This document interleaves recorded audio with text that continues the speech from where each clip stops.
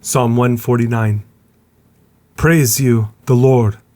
Sing unto the Lord a new song, and his praise in the congregation of saints.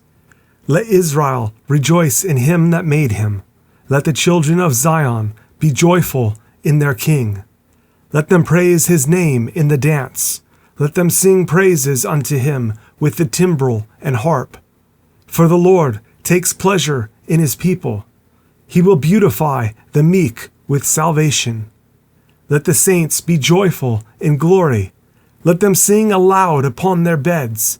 Let the high praises of God be in their mouth, and a two-edged sword in their hand, to execute vengeance upon the heathen and punishments upon the people, to bind their kings with chains and their nobles with fetters of iron, to execute upon them the judgment written.